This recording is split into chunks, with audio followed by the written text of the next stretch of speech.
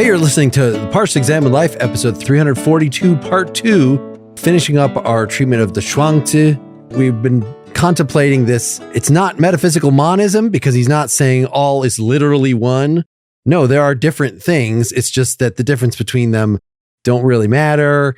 The interpenetration of opposites, everything implies everything else. Nothing can really be considered in isolation because it has as sort of a penumbra. Just to define it, you're defining it in terms of its contrasts with all the other stuff. And so even a horse carries around non-horseness with it. Theo, you wanted to take this a little further?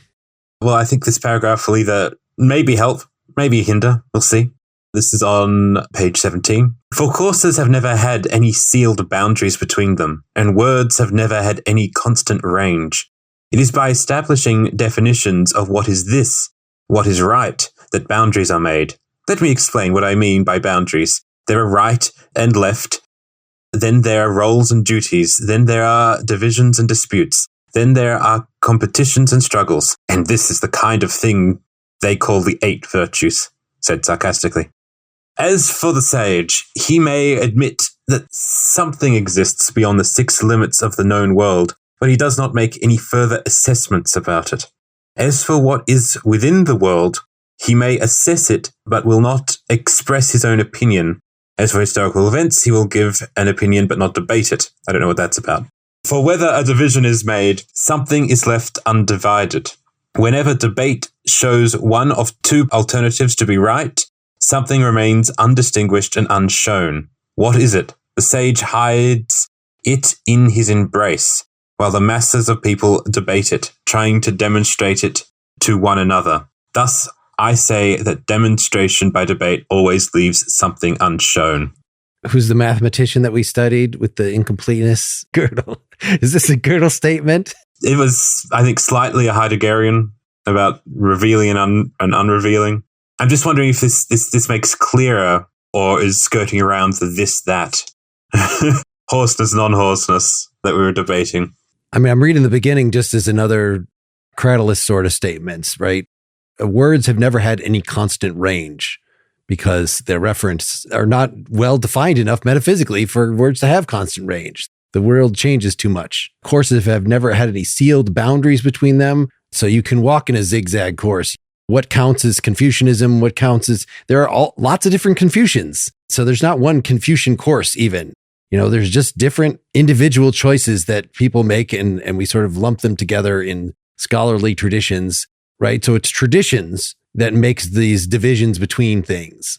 If you go further in the text, when the guidance of a course becomes explicit, when it becomes clearly and manifestly a course, it ceases to be the course. And in the text, only the last course is both capitalized and tagged with a definite article. So this puts me in the mind of Confucian ritual. Once it becomes reified, once it's a thing, a this that has instructions and a process and whatever, it's no longer a way. Instead, it's an artifact. Somehow, it's a human artifact. And the way is the way of heaven, right? Ways are ways of heaven. Language is human. Politics are human. Houses are human. Artifacts are human. So there's something to saying like, yes, you can debate a thing and you can argue and say, but that's not the path to the way. You're not going to get there through argumentation or demonstration or anything like that because it's essentially uncodifiable. I don't want to say ephemeral because that suggests transcendent and airy and so forth. But to go back to your Lacanian name drop, Mark, you remember how it's the underneath. It's almost like human experience, language, all of this stuff is, I almost said, a symptom. It's the consequence of heaven moving, the winds blowing, the 10,000 things. We are the product. The earth and human experience is the product of these moving things. But we look at the output and we think it is the creator. We look at the chair and we think that's the chair maker, right? And he's trying to say, no, anything that you can grasp and experience as part of human experience in that way is not the generating force. It's what has been generated. And we keep trying to grasp the generating force. And we succeed.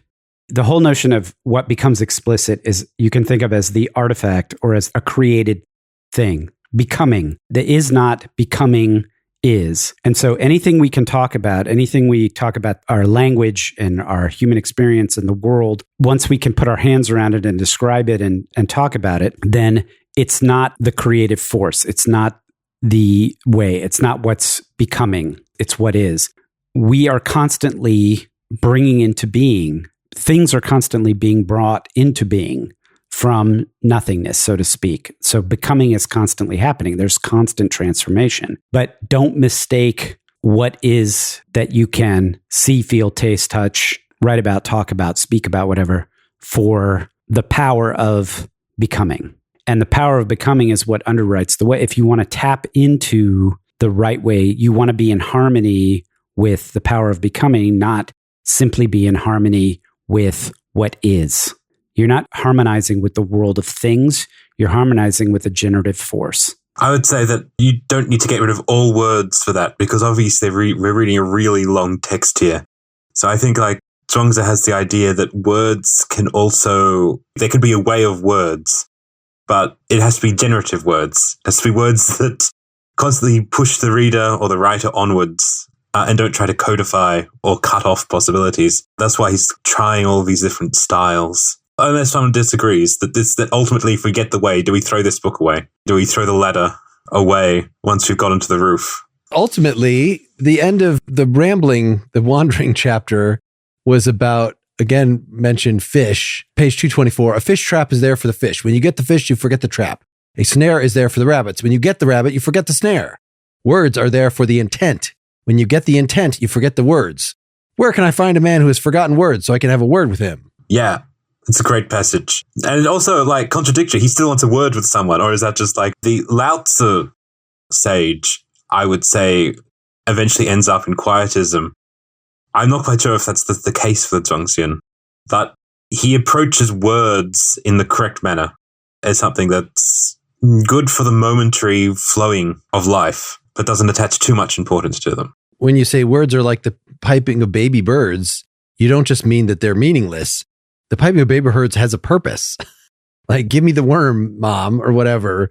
They just don't have any meaning. You wouldn't write them down. The sacred words of the bird, peep, peep, peep. That would be elevating them beyond their, as you say, their immediate purpose. I mean, Confucius is often in here, as we've talked about before. And I think if Zhuangzi reads Confucius, and I think he thinks that Confucius can be read in a way that illuminates a certain way, you shouldn't take him seriously at all. Taking text seriously is the mistake. Well, too seriously, right? I take it that's a little bit about where this joke with having a word with you that we referred to earlier is sort of comes in line to me. I thought Seth's pointing out that all this discussion of this and not this is honing in on maintaining a orientation to where the source of all being is, even in the midst of interacting with and identifying beings and entities. So there's this kind of tension that you're having to maintain all the time. And that's one of the challenging things to me about texts like this. And maybe that's one of the reasons why they're written as dialogues or narratives or parables, is if you just analyze them and try to pin down everything, you're at some level missing the point that the parable is trying to present to you, because you have to keep things that are effectively opposites or contradictory together at the same time, because it's in that interaction and that frisson that you are getting towards something closer to the truth of what the parable is talking about or what the story is talking about.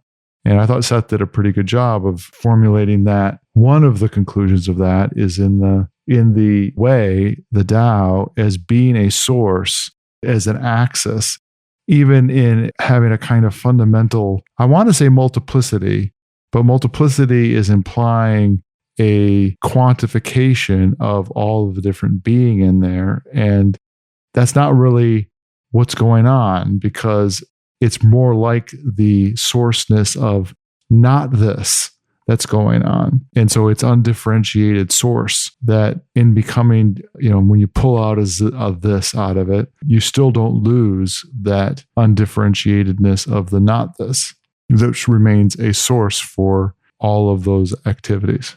Should we talk more about the source? Since that is like a main technical term in here, just like the great source as teacher, return to the source, he says again and again and again.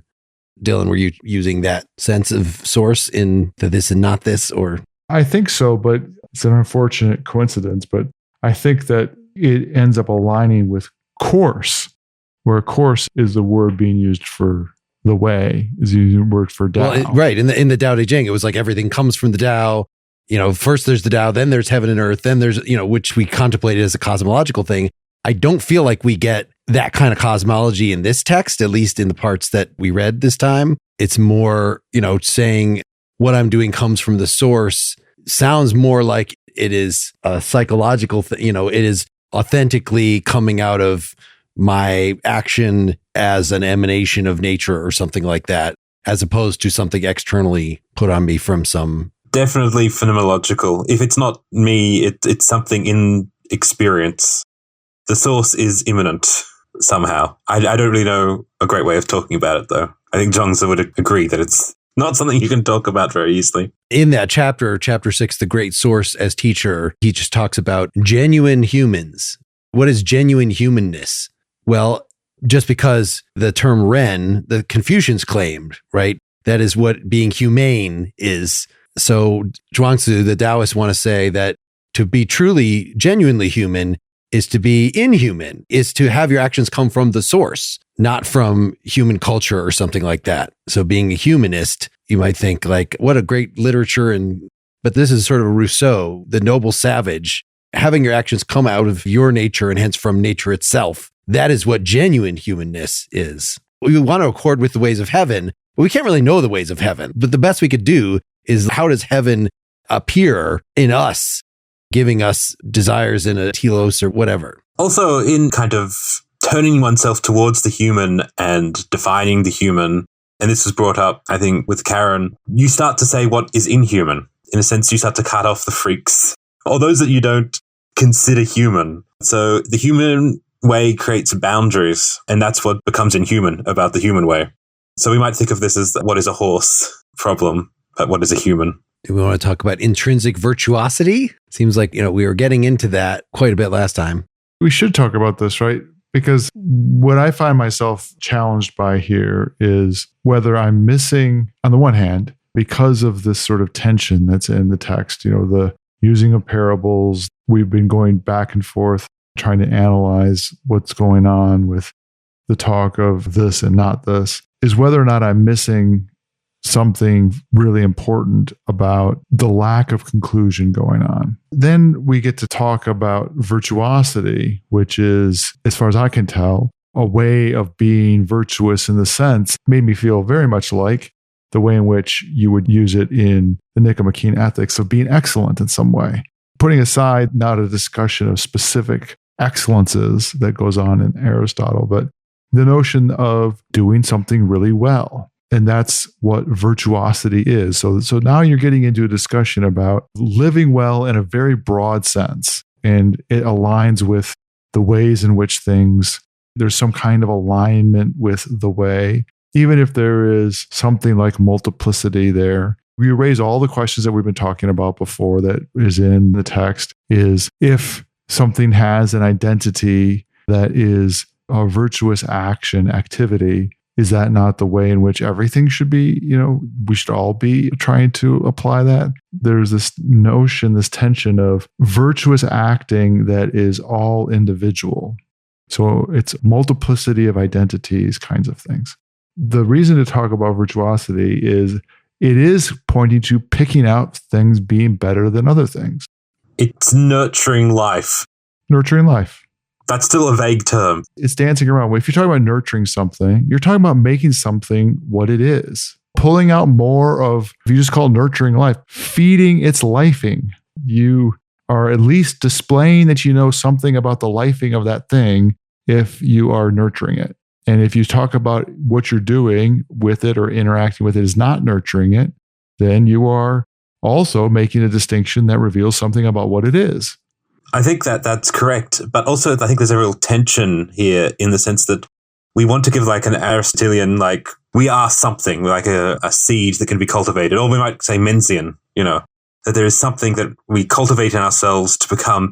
But in the same sense, we have an idea of like we are hollow instruments that was brought up before, that there's a certain, we're not determined in the same way in the Zhuangzian text. He's kind of, I think, pulling in two directions here, that we seem to have some things that mean cultivating life, but he doesn't want to he wants to give the most minimal explanation on that. I'm not sure even cultivating life, right? If you say that I'm going to expand my sense of self to encompass everything, so I no longer care if I as an individual live or die, then what makes me cultivate life? Is that in the text, that notion, Mark, of cultivating your attitude where you don't care whether you live or die? I saw this many times. I have it notated as 94, but I think that's the PDF. Life and death are fated, and that they come with the regularity of day and night is of heaven, that which humans can do nothing about, simply the way things are. Now, some people look at heaven as a father and therefore love it, but why not love even more that which towers beyond it? Sorry, I don't need to read the rest of that. But there are multiple occasions where there was one that says you can't accelerate birth or slow down death, something like that. There's no deliberate activity that can impact birth or death. And anything that you cannot impact through deliberate activity, you shouldn't care about, for example. One of you said something about identifying yourself not as what you are now, but as the becoming. So, we go through a state of transformation from birth toward death. So why should I identify any less with the dead end that, gets reused in the environment or something, the dead body that is. If we keep it to just experience, then, we take the Wittgensteinian point that death is something that happens in life. And therefore, it's another transformation that one should embrace. And this happens a lot in the funeral. There's a lot of funerals in the text and people thinking about death. And yeah, I think it's often portrayed as embracing the transformation that is just, whether it's final or not, that's also part of the skepticism, part of the therapy of self. Maybe skepticism to help to kind of go, well, we don't know that death is death. All we know is sort of transformation. That's what we're always presented with. And therefore, we should approach death with the same joy that we would approach any transformation. At the very least, you shouldn't abhor death. Yeah, that's somewhere around the same place as well. Don't delight in life or abhor death. So there has to be some way of understanding that. He's talking about the genuine humans of old. Yes. But I think Dylan's general point, though, about we're having trouble maybe because it's inarticulable saying what the goal actually is, if it's not specifically pro-life in the sense of this particular part of the transformational cycle, the life part. It's not that, because that would be a static thing.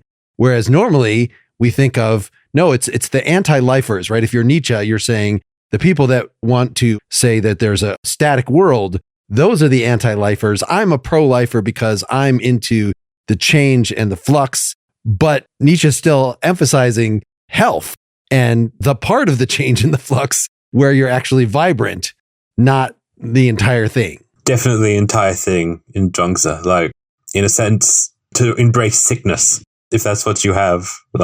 Nietzsche, you don't despise the despisers of life enough. That you should be so pro-life that you're pro not just the struggle, but the actual death that is part of life. Did we get to the telos problem? Every virtuosity is pure potential. Yeah, what are we nurturing? Because it's a real tension between we being undeterminate, free beings and completely determined. I'm not quite sure of the relationship between freedom. Is it stoicism that often comes up here, or? So there's a big amor fati, embrace death is part of life. Anything that happens to you, if you lose a foot, whatever, just embrace all that. It was all sort of fated. That's what fate is. Enjoy whatever position you happen to be in. But then there is that feeling of, Dylan, you'd used the word intentional before, and I sort of wasn't sure if intentional meant planned. But I think maybe it doesn't mean planned, but you can be not planned, but yet still be intentional, right? When you leave the door, and you're open to the world before you and you're responding to that doesn't mean you're just whimsically sort of letting yourself be swept along. Like you're doing something intentional yet not planned. Yes, I agree. And also, thinking about, your characterization of embracing your fate, right? That doesn't mean that, let's just take the case of, you lose a foot. Saying that you've lost a foot, so you might as well just embrace the fact that you've lost your foot. That's different than saying, I have the intention of choosing to lose my foot. And so the embracing of one's fate seems much more like a psychological disposition of being where you're at and embracing where you're at that gets wound up in the way to be where you are in your existence and be thriving as much as possible is to not be ground down by lamenting what you had before you could have had or you lost or any of that stuff.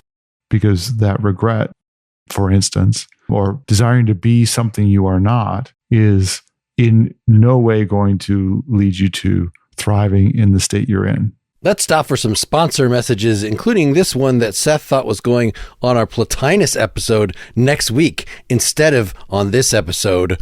Hilarious. Selling a little or a lot. Shopify helps you do your thing however you cha-ching.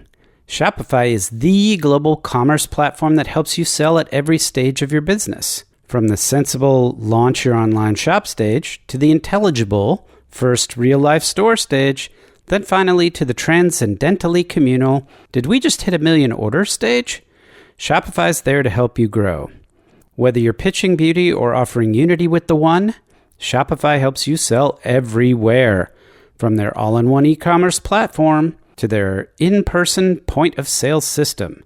Wherever and whatever you're selling, Shopify's got you covered. Shopify turns rational plurality into singular buying with the internet's best converting checkout, 36% better on average compared to other leading commerce platforms. And the self sells more with less effort thanks to Shopify Magic, your AI-powered all-star. Shopify makes it easy for you to show up exactly the way you want to. Customize your online store to suit your style with gorgeous, flexible templates and powerful tools. Now, Shopify powers 10% of all e-commerce in the U.S., and Shopify is the global force behind Satya, Floof Cotton Candy, Awkward Games, and millions of other entrepreneurs of every size across 175 countries. Plus, Shopify's award-winning help is there to support your success every step of the way. Because businesses that grow, grow with Shopify. Sign up for a $1 per month trial period at shopify.com/PEL, all lowercase. Go to shopify.com/PEL now to grow your business no matter what stage you're in. Shopify.com/PEL. I did notice this time, I did not notice this when we talked with Karen. There's a footnote that says the reason there are all these one-footed people is because that was a common punishment. You commit a crime, they chop your foot off. So it's not just like, this just happened to me. I was born a hunchback. The way that she was talking about being disabled, it's like, I don't see anywhere here addressing like, should I feel guilty? Presumably, no. You should never feel guilty about anything, but I'm not sure why and why that wouldn't make you a psychopath.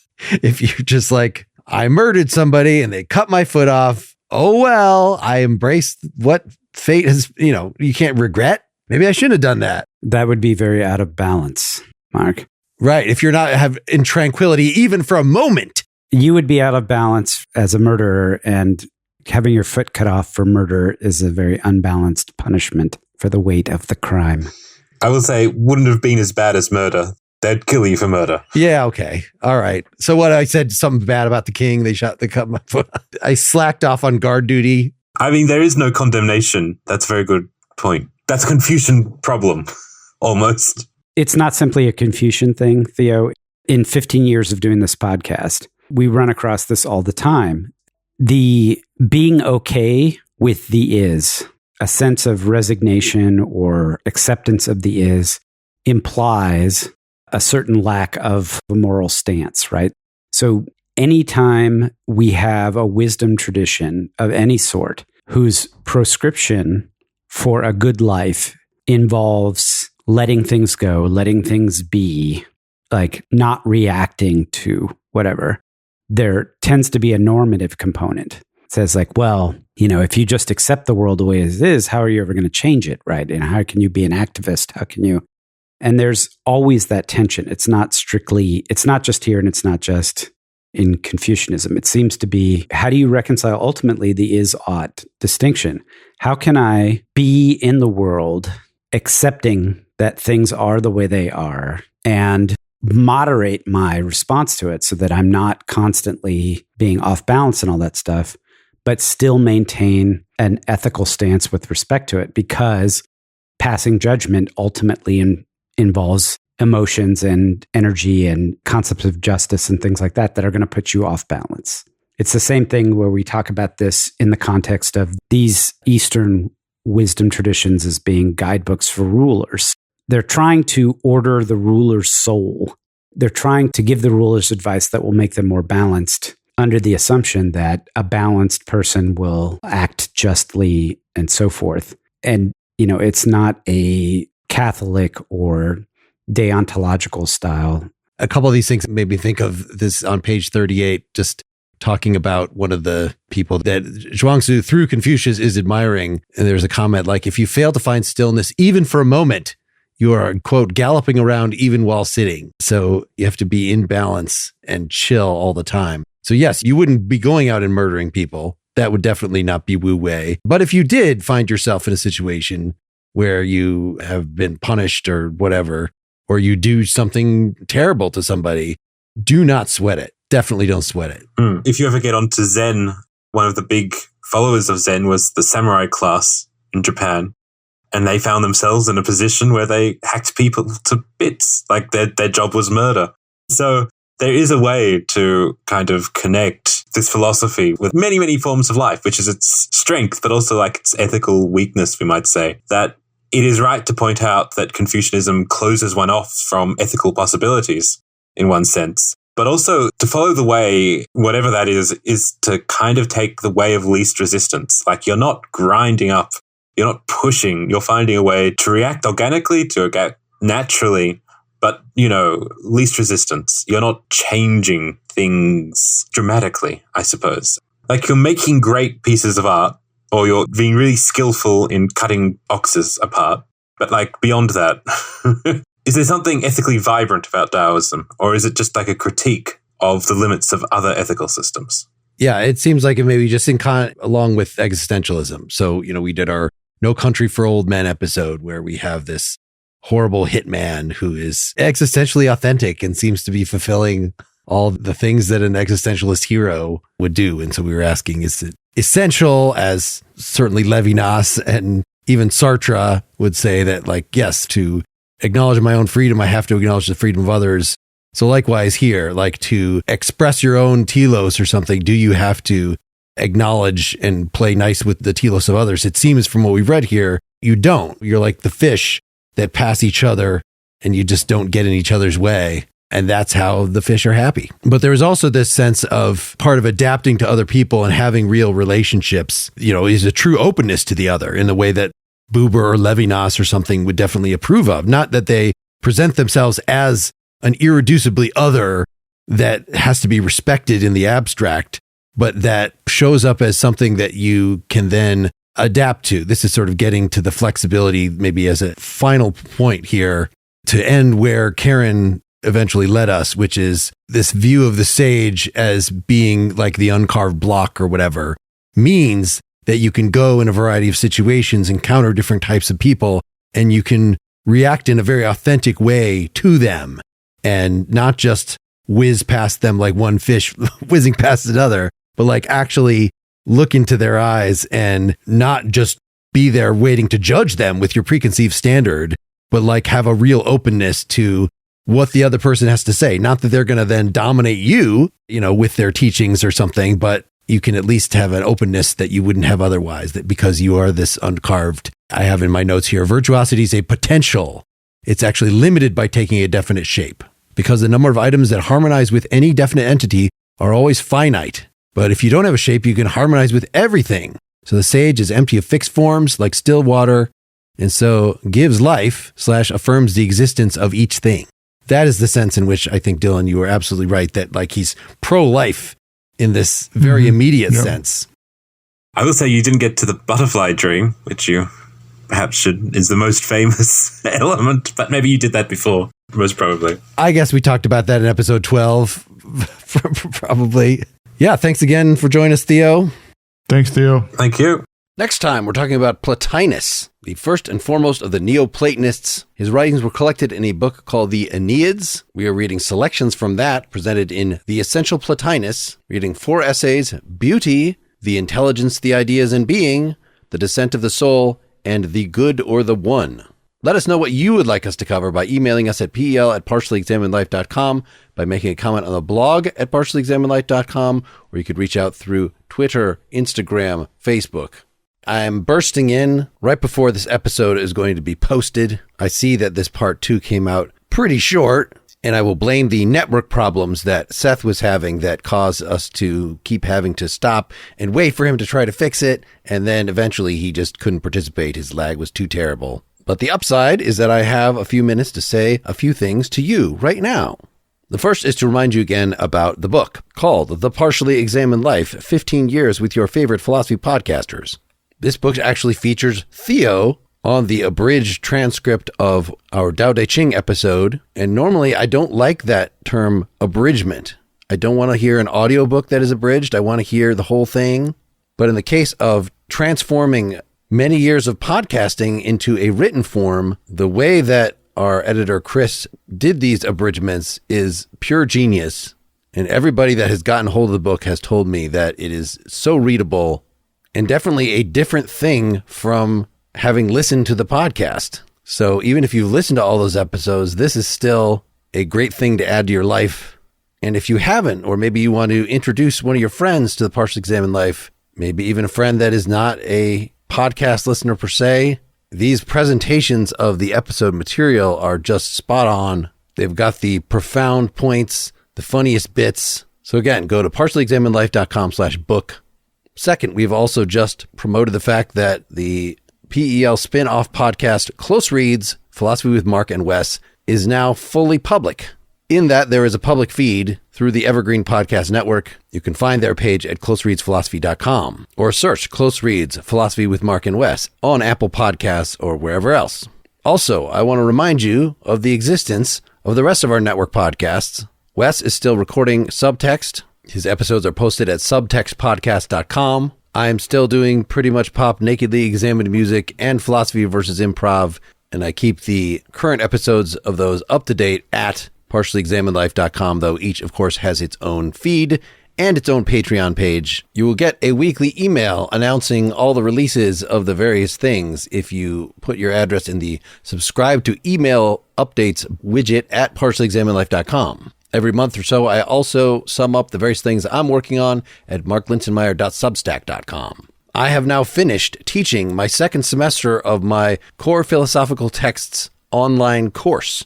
I'm currently designing a course for the fall. It's going to be a different course.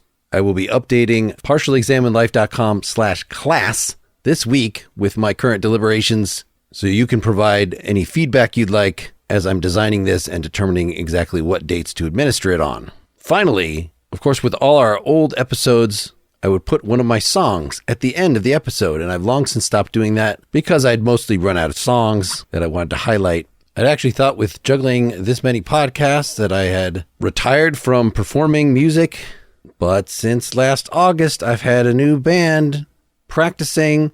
We finally, in March, recorded a demo, which now we finally have album art for, and it is up at marklint.bandcamp.com. It is a 4-song EP recorded live with an 8-piece band. It's actually 3 of my original songs that have been previously recorded. Maybe they will be old favorites to you, plus a beloved cover from our live set. I actually have enough new original songs for a whole new album, but we want to do this as sort of a warm-up and, in fact, keep these songs off of the new album, since these are just our new interpretations of older material that I wanted to highlight especially. I'm very excited about it. I hope you'll give it a few minutes. Again, that's marklint.bandcamp.com, and I'm going to play you right now track 2 from that, a new version of the song I Insist, which in a very different interpretation was the opening track from the Songs from the Partially Examined Life album released way back in 2015. So I hope you like it.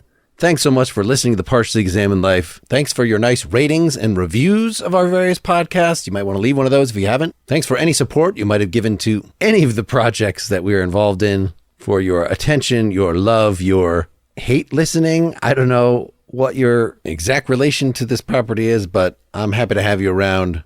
Good night, everybody. All right, I'm bursting in right before this episode is going to be posted. I see that this part 2 came out pretty short, and I will blame the network problems that Seth was having that caused us to keep having to stop and wait for him to try to fix it, and then eventually he just couldn't participate. His lag was too terrible. But the upside is that I have a few minutes to say a few things to you right now. The first is to remind you again about the book called The Partially Examined Life, 15 Years with Your Favorite Philosophy Podcasters. This book actually features Theo on the abridged transcript of our Dao De Ching episode. And normally I don't like that term abridgment. I don't want to hear an audiobook that is abridged. I want to hear the whole thing. But in the case of transforming many years of podcasting into a written form, the way that our editor Chris did these abridgments is pure genius. And everybody that has gotten hold of the book has told me that it is so readable and definitely a different thing from having listened to the podcast. So even if you've listened to all those episodes, this is still a great thing to add to your life. And if you haven't, or maybe you want to introduce one of your friends to the Partially Examined Life, maybe even a friend that is not a podcast listener per se, these presentations of the episode material are just spot on. They've got the profound points, the funniest bits. So again, go to partiallyexaminedlife.com/book. Second, we've also just promoted the fact that the PEL spin-off podcast Close Reads, Philosophy with Mark and Wes, is now fully public.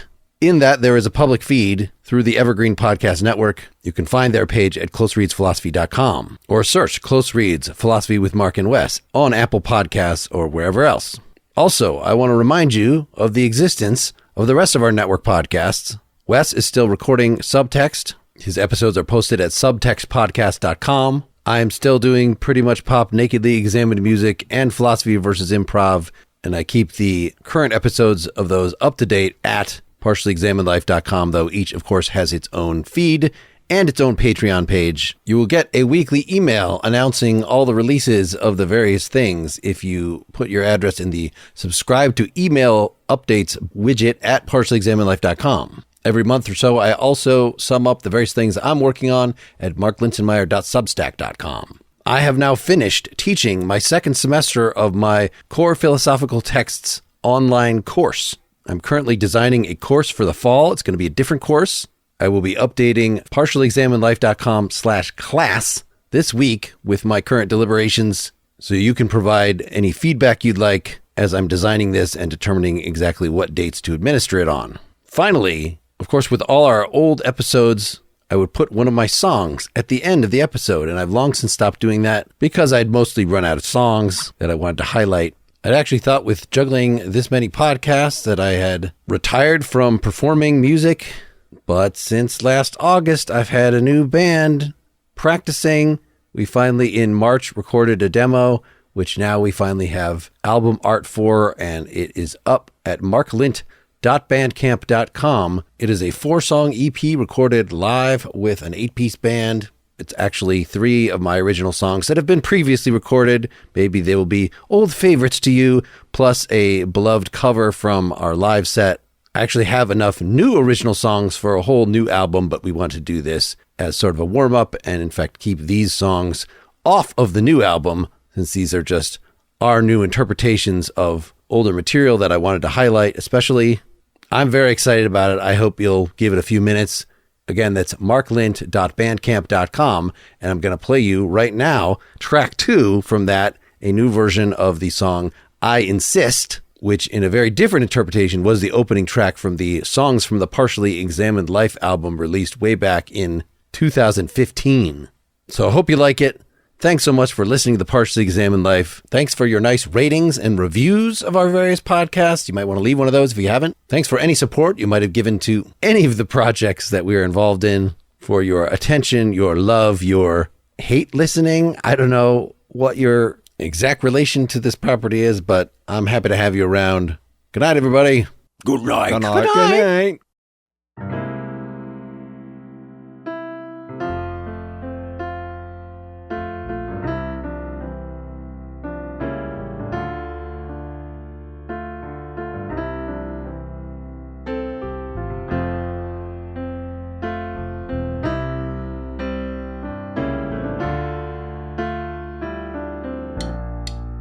In place of a soul, I got tendency. Gotta lean in, I got energy. Well, I push it along into a tumbling whirl of my own, Well, I don't know what I am driving. I am pressing the keys, I am losing what's left of my periphery. I am forward, essentially. I am motioning force and something too fast to see. And my eyes focus out to a point and refract, and I will pierce every door, nothing fails to react, and I will overcome all the crap that I drag. I am not asking the world, I am not asking the world, I demand it, I insist. If I must give a reason, well, consider this fist. I demand it, I require. You mistake what I make and all the love I inspire. In place of a soul, I got irony. In the space of a conscience, a rock. In this piece, my belief is a 15-ton truck. If I hold out my hand, you will shiver, you'll shiver. I am driving, I am pressing it down. If I fly at this speed, I will be sleeping around. I am forward, I am all the way. I'm a mistake of the future, will all be someday. And my eyes focus out to a point and refract, and I will pierce every door, nothing fails to react, and I will overcome all the crap that I drag. I am not asking the world, I am not asking the world, I demand it, I insist. If I must give a reason, well, consider this fist. I demand it, I require. You mistake what I make and all the love I inspire. Don't be put out a fool or cover yourself in drool. I'm a person, and not a force of nature. Don't be one of those guys who puts feet in his mouth. I am lonely and dawn, I won't save you, won't save you.